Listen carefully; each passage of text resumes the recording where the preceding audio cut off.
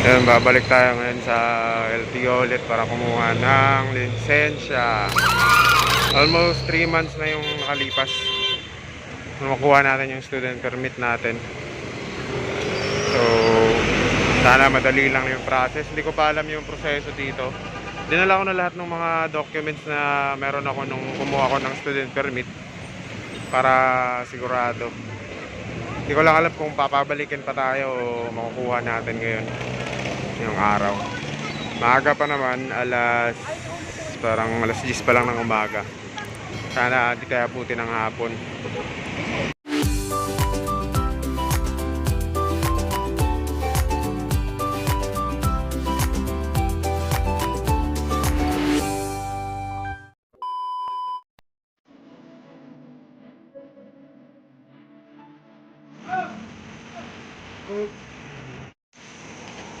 Few moments later.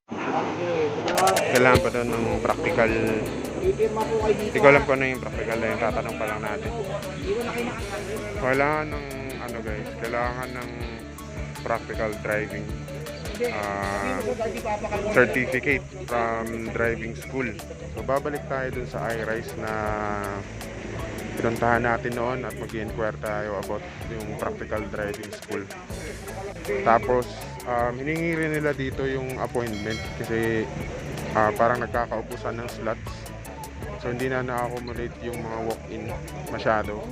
Na-advise nila lagi na mag-set muna ng appointment sa website bago pumunta para hindi masayang yung punta.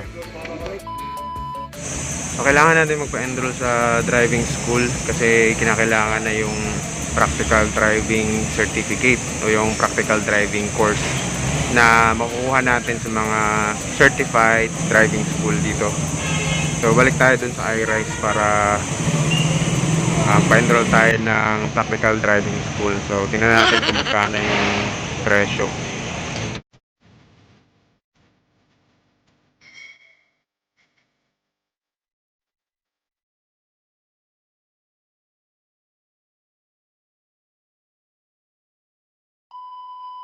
So yan guys, dito tayo ngayon sa iRise. Galing lang ako sa loob, hindi na ako nag-vlog doon para hindi sila mistorbo kasi may iba silang customer. So bali may mga changes sa LTO guys.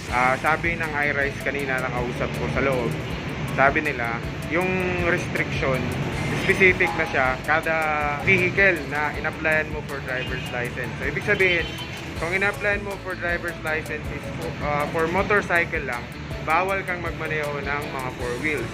At kung 4 wheels lang yung restriction mo sa driver's license, bawal ka na rin magmaneho ng motorcycle. So kaya, yung PDC na kailangan mong kunin or yung practical driving course na kukunin mo sa mga driving school ay dapat, kung gusto mong makapagmaneho ng motorcycle at saka 4 wheels, kailangan kukunin mo ay yung pangdalawahang restriction na. So yung combo na tinatawag nila. Hindi na siya gaya ng dati na pag naka 1-2 ka or yung na-test ka sa 4 wheels ay pwede ka na agad magmaneho ng motorcycle. So tingnan natin yung mga susunod na steps. So popost natin sa next vlog natin. So according dito sa iRise, after makakuha ng PDC or yung practical driving course or practical driving certificate, ay pwede na tayong mag-apply for driver's license. Tapos approximately may babayaran for the driver's license na around 1,500.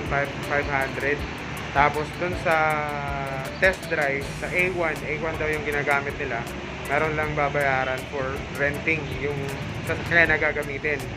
So sabi niya for motorcycle it's 200 plus lang. Tapos I don't know sa sasakyan kung magkano or yung sa 4 wheels. Tapos may exam na gagawin. Then ang step by step dito, popost ko ngayon yung step by step para makita talaga natin yung clear based from the experience ng ibang mga driver na kumuha ng driver's license.